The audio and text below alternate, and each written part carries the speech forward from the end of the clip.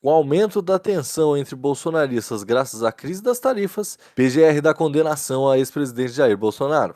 Eu sou o Guilherme Moura Eu sou o Lucas Rett. E eu sou o Pedro Penelas. e esse é o Degrau da Política.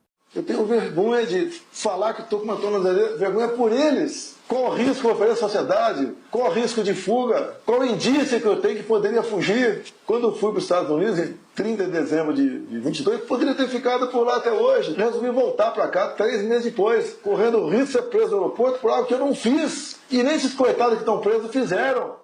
A gente falou nos programas atrás de que o Eduardo Bolsonaro e toda essa questão aí das tarifas tinha jogado a questão da família dele por tudo ou nada, né? E eu acho que assim, ele trucou e o STF falou beleza, né? Falou 6. É engraçado que eles pediram, Trump pediu truco, o STF 6, mas ninguém tem o zap, né? Isso. É difícil. Uhum. A PGR já no dia seguinte, assim, o Bolsonaro falou, não, e se o Trump estiver pedindo anistia, o que tem demais, qual que é o problema? No dia seguinte a PGR dá a condenação pra ele e agora ele tá lá com a tornozeleira eletrônica dele, né? O Bolsonaro amanheceu com a Polícia Federal na porta, mas meu colega hoje na sauna virou e falou, que semana, hein? Pois é, que sexta-feira, porque ele amanhece com a PF na porta, mas vai dormir com a esperança do primo rico, que vetou visto de Alexandre de Moraes, familiares e outros ministros do Supremo, como é o caso do Barroso, que fala a célebre frase, nós sempre teremos Paris, de Casablanca, né? Uhum. Mas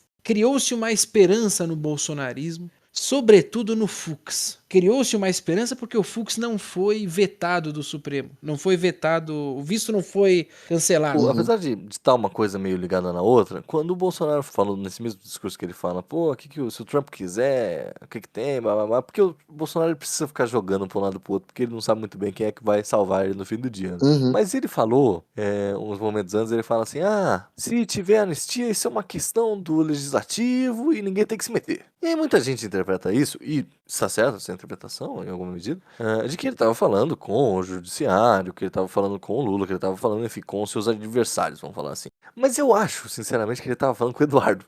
E, cara, isso, os caras do Novos Clássicos chegaram a levantar isso, eu falei, será? E eu comecei a prestar atenção na possibilidade do Eduardo, eu não diria rompido, mas fazendo as coisas contra a vontade do pai dele. Uhum. Antes do Eduardo começar essa façanha muito maior, tava meio na cara de que o Bolsonaro ia fazer um acordo, ou de que ele tava pelo menos favorável a um acordo, e aí ele ia ter talvez uma condenação menor, ou enfim, a gente fala do indulto presidencial se passar alguém, e assim por diante, né? Mas parecia que ele tava levando as coisas muito mais assim, qual que é o esquemão que o sistema político brasileiro vai fazer, e eu vou aceitar aqui sem um 8 de janeiro 2, assim, vamos falar, né?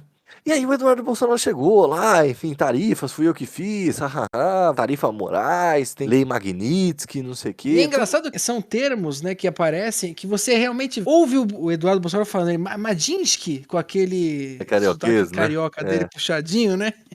Madinsky. E, cara, assim, talvez o Eduardo Bolsonaro esteja pensando muito mais nele Uhum. do que no pai dele, sabe o que eu quero dizer?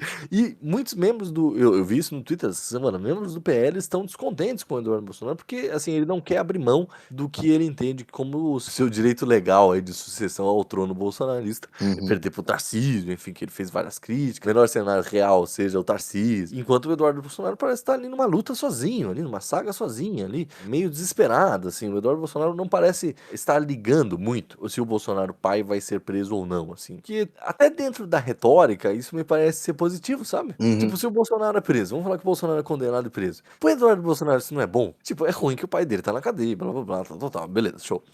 Mas assim, estamos numa ditadura do regime de exceção, meu pai foi preso, me ajudem.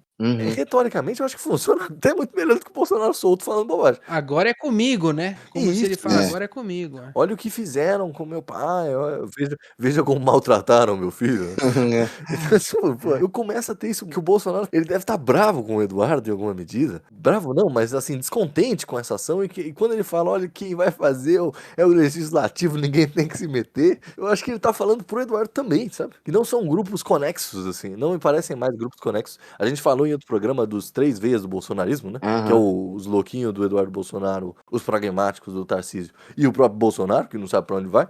Eu acho que isso vem se acentuando, assim. Não, eu fiquei com essa impressão que você estava falando, e eu li essa semana a Quest, o Atlas tiveram pesquisa aí recentemente, e na Quest o Eduardo Bolsonaro cresce de intenção de voto nesses cenários pensados para 2026, principalmente entre quem se declara bolsonarista antes de responder a pergunta. Aham. É quase como se ele estivesse se cacifando para chegar em 2026 como o legítimo representante do bolsonarismo. Isso. Quer dizer, o Tarcísio é a direita permitida, como ele mesmo colocou. Eu sou o representante legítimo do bolsonarismo. Se isso vai garantir uma candidatura à presidência, ou pelo menos uma posição mais estratégica na hora de formar essa chapa, a gente só vai entender na configuração eleitoral de 26. Mas, de fato, parece ser um movimento pro nosso querido Kendall Roy, da família Bolsonaro aí, ganhar estabilidade dentro desse contexto, que é um cenário muito disputado. A gente sempre fala isso, a gente sempre brinca que os nossos programas de candidaturas da direita inevitavelmente chegam em 2026, porque tem muitos nomes que podem ser presidenciáveis. E eu acho que o que o Eduardo Bolsonaro busca com essa distensão em relação ao pai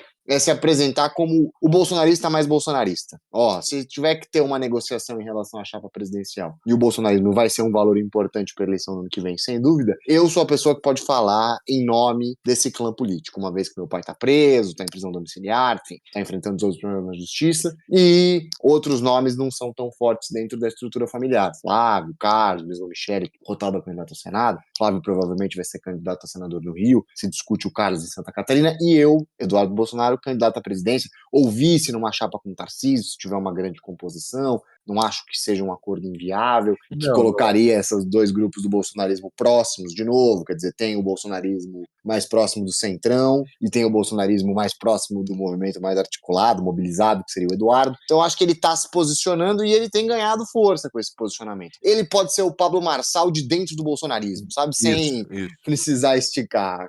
O Ricardo não precisa ter Ricardo Nunes e Pablo Marçal, pode ter os dois na mesma chapa, se eles conseguirem se acertar, e aí isso é uma chapa muito mais competitiva. Na mesma Quest, essa semana, eles fizeram um levantamento da percepção online, né, entre críticas e elogios da condenação do Bolsonaro e tornozeleira eletrônica. E números muito interessantes, porque 41% dizem ser contra. 41% da percepção online, né, 41% da somatória online, né, se mostrou contrário. E aí, claro, tudo bem, pode-se dizer que os bolsonaristas são um movimento muito digital, então, enfim, eles podem, às vezes, existem potenciais eleitores que não estão contemplados nessa somatória. Para linhas argumentativas aqui, esses 41% que se dizem contrário, para mim mostra que aqueles 30, 40% de bolsonaristas, que antigamente se falava, né, que existe um bolsonarismo duro e existe os mais maleáveis. Eu acho que esse bolsonarismo duro, ele ainda se mantém, mesmo depois de 2 anos aí, 3 anos de governo, mesmo depois da perda, mesmo depois de tantas coisas, esse bolsonarismo duro ainda se mantém, e os outros 39% da percepção online que se mostraram favoráveis ou teceram elogios à condenação, à tornozeleira eletrônica, etc, não são necessariamente potenciais eleitores do Lula ou de quem quer que seja, né? Podem ser eleitores também do Tarcísio, que querem um Bolsonaro mais moderado, o Bolsonaro fez um monte de coisa, tem que ser condenado se for culpado mesmo, mas eu vou votar no Tarcísio porque, enfim, Tarcísio. Ou seja, assim, os números do Bolsonaro e do bolsonarismo, seja qual ele a faceta for, parecem estar muito bons ainda para 2026. Sim. Do que se a gente estava pensando, e se tem se falado às vezes, como o Bolsonaro se desmoraliza enquanto pessoa, talvez o movimento bolsonarista não. Existe uma sucessão, que tá no Eduardo, que emplacou uma campanha sozinha, né? De ameaça, que é exatamente o que aquele núcleo duro do Bolsonaro quer ouvir. Não é aquilo que o centrão contra o Lula quer ouvir. Tanto é que se você perguntar pro Valdemar Costa Neto o que ele acha do Eduardo Bolsonaro, ele deve estar de saco cheio. E o Eduardo Bolsonaro deve ser um cara mala mesmo, assim, ele deve atrapalhar a articulação. É um playboy da Barra, da Tijuca, Isso. que com sonho megalomaníaco. Isso é culpa do Bolsonaro pai também, viu? Porque o sonho do Eduardo Bolsonaro é ficar fumando maconha com os caras do Forfã lá. E ele obrigou ele a ser vereador, a ser não sei o quê. E aí agora que você criou. Aí, seu Jair, o que você criou? Não, mas eu fiquei com a impressão que você estava falando da Quest em relação a esses números divergentes. Eu não sei se o Tarcísio tem. Eu acho que o Tarcísio não tem voto sem o Bolsonaro. E eu acho que ninguém do Centrão tem muito voto sem o Bolsonaro. Quer dizer, voto para a presidência, né? Eles têm votos em instâncias legislativas e tal. Mas eu não acho que eles tenham muito voto para além dessa essa estrutura. E aí eu fico pensando o quanto, claro, o Valdemar Costa Neto talvez não goste muito do Eduardo, em nível pessoal até, mas esse tipo de movimento é importante para manter uma certa coesão de base também. Assim, Se o bolsonarismo vira totalmente um projeto legislativo, ele pode ser muito popular em Brasília e nada popular no resto do país, assim. Você termina a eleição que nem o Henrique Meirelles em 2018, entendeu?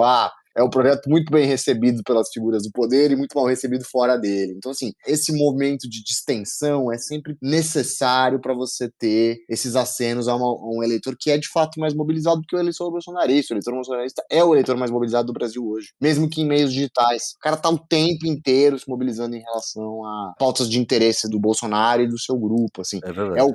Você pode lançar candidatura de nomes muito divergentes que vão lançar plataforma de conteúdo digital e logo se tornam figuras populares e são eleitos vereadores, deputados estaduais. Então, assim, é uma estratégia de lançamento de candidato muito mobilizada. E você precisa estar constantemente fazendo as cenas dessas bases. Então, claro, talvez não o que o Eduardo Bolsonaro fez, porque ele atirou no que viu e acertou no que não viu, que foram 50%, mas alguma coisa alguém precisa estar fazendo sempre para manter essa base mobilizada. Mais do que isso, assim, essa parada do Trump, inicialmente a primeira semana, a gente tá, parece que aconteceu já há muito tempo, né? A gente tá, o quê, 10 dias? A primeira semana você falou que, nossa, os bolsonaristas vão perder voto, porque eles começaram a bater cabeça, porque vai pegar mal, enfim, você tá colocando uma sanção no seu país, assim, X motivos, né? Só que talvez não, né? Talvez não, assim, talvez isso tenha radicalizado, ou vai, deixado mais interessado os possíveis eleitores contrários. Agora, entre base bolsonarista, tipo, é isso aí, vambora. Então, acho que os que votam no Bolsonaro, com algumas ressalvas, esses podem mudar. Mas o núcleo duro mesmo só se radicaliza. Que é esses Embarca, 40%, cara. Esses embarca na 40% tripe do muita gente. Eduardo, é muita gente. Eu acho que para o governo, e a gente pode falar da Atlas e da Quest rapidamente, que mostrou um aumento de popularidade do Lula, a gente também já tinha advogado que isso aconteceria, a questão das tarifas dá uma unidade discursiva que reconquista o eleitor que já votou no Lula em 22. Esse cara que na pesquisa estava meio descontente, estava descontente por N razões, agora se ganhou uma mobilização. Mas ele não avança em relação ao eleitor que o rechaça e que não votaria nele de forma nenhuma, e esse eleitor hoje é bolsonarista. Assim, Isso, o isso. cara do editorial do Estadão, que fala pro Tarcísio ser o Tarcísio, precisa se descolar do bolsonarismo. Esse cara consegue, o cara que lê esse editorial ainda pensa em votar no Lula. Agora, aquele núcleo duro, os 97% dos bolsonaristas apoiam o bolsonarismo. Isso não vai mudar, isso vai continuar assim. E, cara, assim, se a gente pensar aqui, 3 anos, a gente vê o Lula tendo problemas de popularidade, caindo cada vez mais, e se não fosse essa questão das tarifas e uma união discursiva, né, a gente já tá continuando falando sobre isso. Enquanto isso, o Bolsonaro, que tá há 3 anos também com problemas, enfim, depois do 8 de janeiro, enfim, só a desmoralização públicas, etc, parece manter essa base tão sólida, né, tão forte e tal. Que claro que o PT tem uma base sólida também, mas assim, eu tenho essa impressão de que talvez os bolsonaristas, em número mesmo, numericamente, sejam mais. E quando a gente fala que as questões das tarifas tal, e que o governo conseguiu emplacar essa questão de soberania para trazer os seus eleitores de volta e assim por diante, isso pode não durar, né? Para 2026. 2026 ainda tá muito longe. O eleitor do Lula, ele é mais silencioso muitas vezes. Que é aquele cara que você vai conversar com o cara e fala, puta, o Lula erra, o Haddad erra, mas no fim vai votar 13. O Bolsonaro não, eu vou votar sim, tá ok? Ele é mais declarado. Claro que tem uma base petista e lulista que acredita piamente no que o Lula fala, só que a base que defende o Bolsonaro é maior. Mas o Lula tem mais votos envergonhados. Eu acho que quem vota no Lula vota um pouco num projeto de transferência de renda. O Lula tem muita popularidade em setores que entendem o Estado como uma função muito necessária na sua vida cotidiana, né? E claro, tem muito voto ideológico e esse voto foi se tornando cada vez mais personalizado na figura do Lula e do PT, mas eu acho que o voto bolsonarista é 100% ideologizado. Existe uma mobilização real em termos de valores que são representados por essas candidaturas, e essa relação entre eleitor e eleito é muito mais próxima em termos do que se defende. O PT, como a gente falou, é o vencedor, e o lulismo como expressão máxima do petismo, aí, pelo menos a mais vitoriosa, o Lula é mais popular que o PT, é o projeto de esquerda que consegue vencer uma eleição no Brasil, mas não necessariamente o projeto de esquerda ideal da pessoa que está votando. Mas vence, é competitivo, e num sistema de preferências eu naturalmente voto no PT porque ele se apresenta mais popular.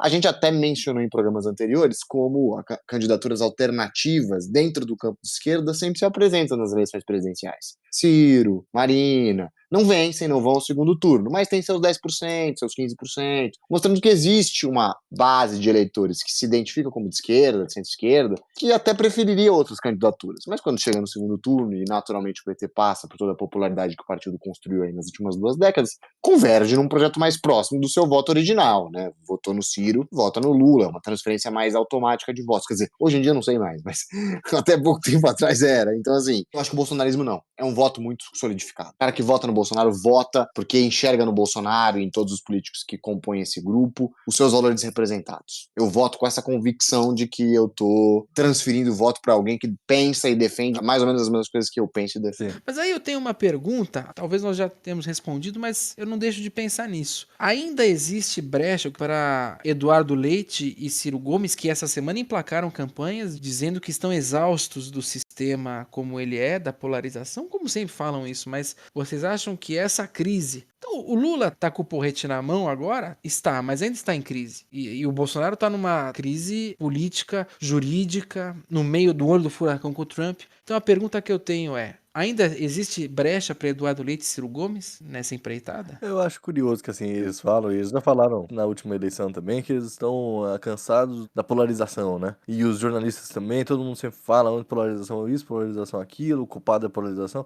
Gente, sabe quem não tá interessado? Os eleitores, né, cara? Essa é a Exato. grande realidade. Assim, o eleitor, ele é motivado, o eleitor foi motivado na última eleição a acabar com o projeto bolsonarista, e por sua vez o outro eleitor foi para manutenção do projeto. E isso aparentemente vai continuar na próxima eleição, a menos que mude alguma coisa no último ano. Então assim, hoje, meio de 2025, não existe saída para nenhuma outra candidatura, não existe. Eu também acho impossível. Acho que quem mais tem chance de furar essa bolha, por mais que muitos ciristas tenham entendido que a gente tenha criticado o Ciro nos últimos É verdade, podcasts, caíram batendo. é o próprio Ciro. Quem mais consegue angariar votos Sim. fora dessa bolha é o Ciro Gomes, que não conseguiu na última eleição uma votação mais de 5%, mas é o cara que consegue ultrapassar essa barreira. Ele não conseguiu da última vez porque estava muito polarizado. Agora, se ele se infiltrar numa outra, ele consegue até uns 15%. No momento de impopularidade do Lula, consegue até mais. Ele conseguiu 14, se não me engano, com o Haddad, né, em 2018. Ganhando o Ceará. Ganhando o Ceará, exatamente. Não, concordo. Acho que o Ciro sempre se apresentou como uma alternativa ao petismo dentro do campo da esquerda, com potencial de angariar votos. Mas eu acho que no contexto atual, polarização é o que tem mobilizado o eleitor. É muito difícil você imaginar o eleitor